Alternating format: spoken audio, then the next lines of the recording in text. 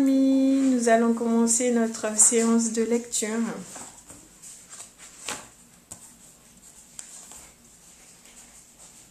L'âne Trotro et la sardine.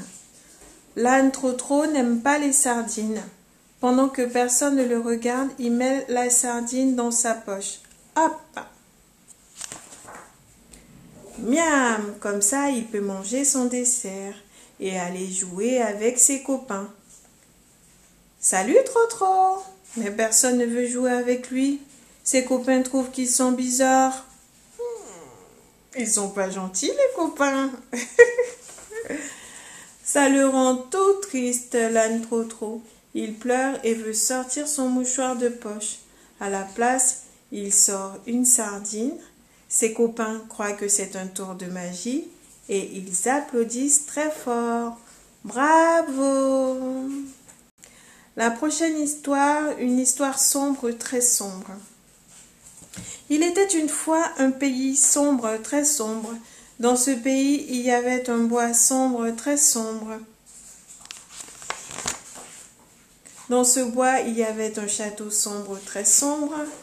Devant ce château, il y avait une porte sombre, très sombre.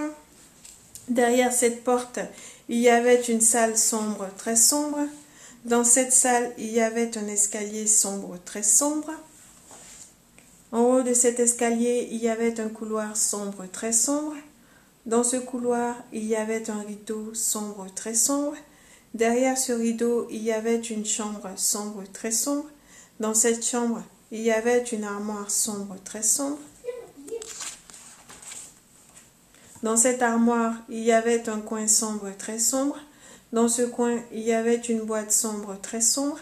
Et dans cette boîte, il y avait une souris. Et c'est terminé pour cette histoire. Amélie la souris.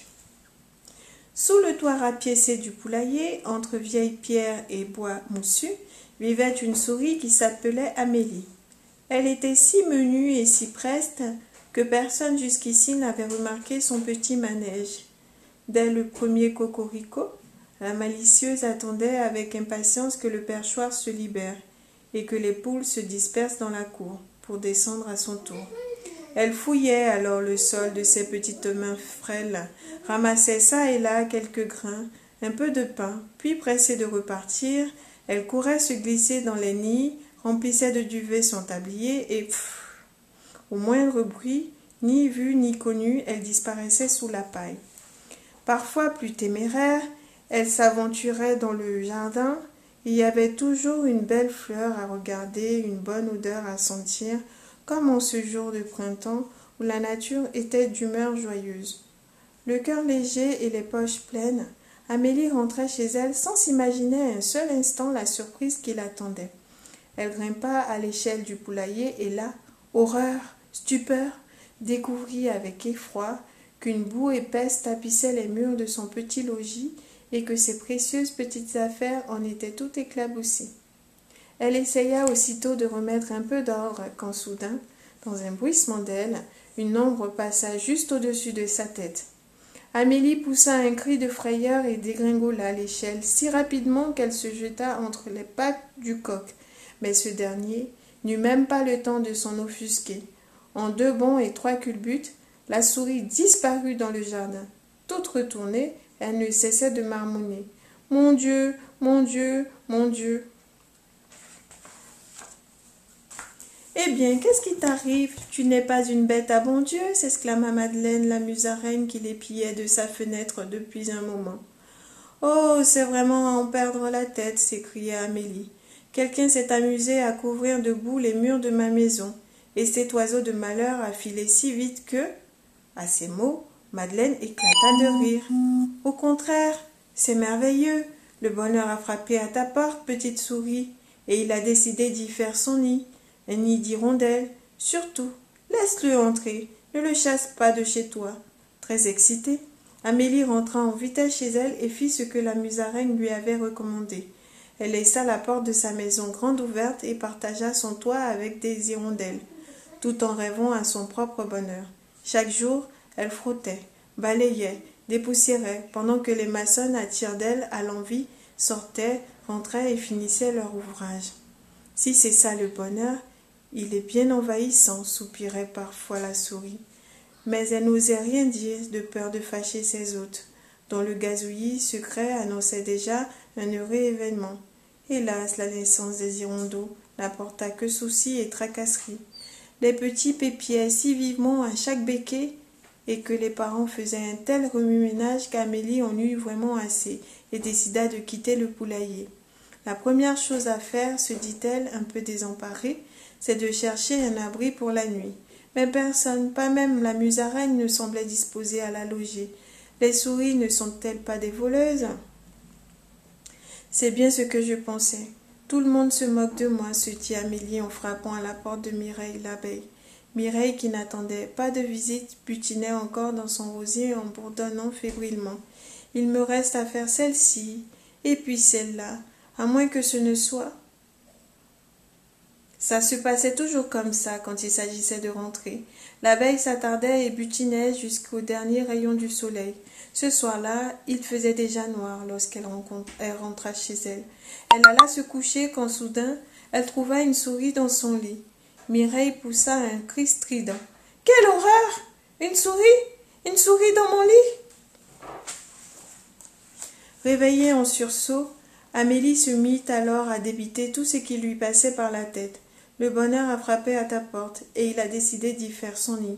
Un nid de souris, n'est-ce pas merveilleux, petite reine? Vraiment? Mais c'est magnifique, dit l'abeille en toussant nerveusement pour cacher son trouble. Jamais je ne me serais attendue à être reine si tôt.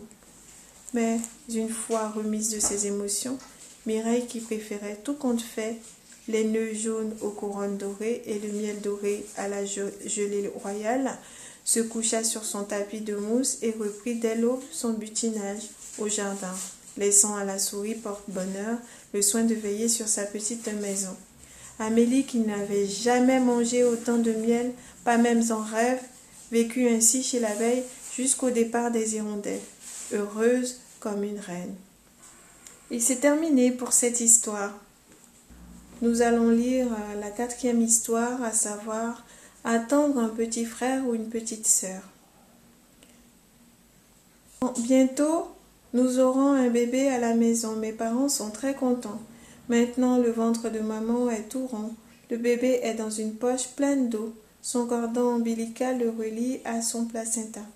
Le placenta est comme une grosse éponge plate qui transforme tout ce que la maman mange en bonnes choses pour le bébé. C'est ainsi qu'il grandit.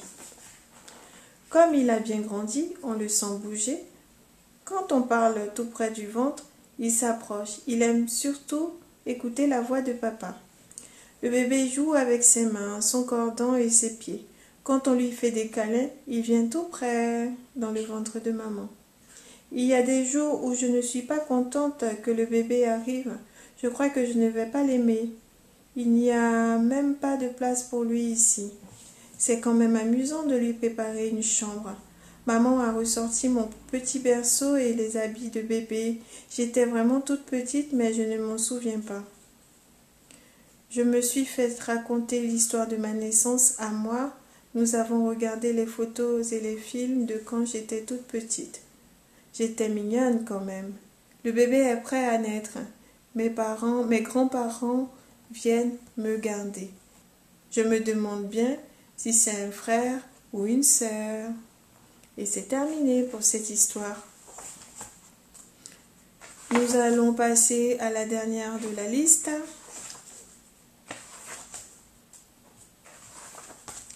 Tigrou. Tigrou le chat avait beaucoup de chance. Il vivait avec une petite fille qui préparait de très bons repas et lui avait donné un beau panier où il pouvait se rouler en boule et fermer les yeux. Ici, il dort profondément, mais ici, il est bien réveillé. Et il se demande, qu'est-ce que c'est que ça? Un chaton. C'est ton nouvel ami, Tigrou.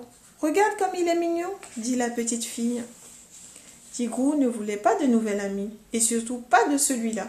Il espérait que le chaton finirait par partir. Mais il ne partait pas.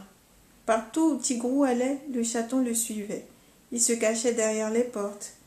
Il lui sautait sur le dos. Il se servait même du bol de Tigrou. Quel vilain chaton! Mais le pire, c'est que, chaque fois que Tigrou s'installait dans son panier, le chaton y grimpait aussi, et la petite fille le laissait faire. Alors, Tigrou décida de quitter la maison. Il sortit de la chatière et il ne revint pas. Le chaton l'attendit un peu, puis alla se coucher dans le panier de Tigrou. Mais ce n'était plus pareil sans lui. Le chaton s'amusa avec des fleurs. Il choisit un endroit pour se faire les griffes. Il a pris une chaise, hein, vous imaginez bien. La petite fille le trouva sur la table en train de boire du lait. « Oh, le vilain chaton !» s'exclama-t-elle. « Je croyais que tu étais avec Tigrou. Au fait, où est-il » Elle regardait dans le panier de Tigrou, mais bien sûr, il n'y était pas. « Il est peut-être en train de manger, dit-elle. » Mais Tigrou n'était pas là non plus. « J'espère qu'il n'est pas fâché, dit-elle. J'espère qu'il ne s'est pas sauvé. » Elle enfila ses bottes et sortit dans le jardin. Et c'est là qu'elle découvrit un Tigrou trempé, triste et caché sous un buisson. La petite fille ramena les 2 chats à la maison. « Quel dommage que vous ne puissiez pas être amis, soupira-t-elle. Elle prépara pour Tigrou son plat préféré et donna au chaton sa propre assiette. Ensuite, elle déposa Tigrou dans son panier bien douillet. La seule chose qu'elle trouva pour le chaton fut une jolie petite boîte en carton. Mais ça convenait très bien au chaton, car les chats adorent les boîtes en carton, aussi petites soient-elles. Lorsque la petite fille retourna voir les 2 chats, voici ce qu'elle vit. Maintenant, Tigrou et le chaton coquin sont les meilleurs amis du monde, presque tout le temps. Et c'est terminé pour cette série d'histoires. Bien sûr, je vous donne rendez-vous pour une séance danse ou une séance lecture à la prochaine vidéo. N'hésitez pas à vous abonner et cliquer sur la cloche de notification pour recevoir toutes les publications que je fais concernant les enfants. Voilà. Merci de m'avoir suivi. Au revoir.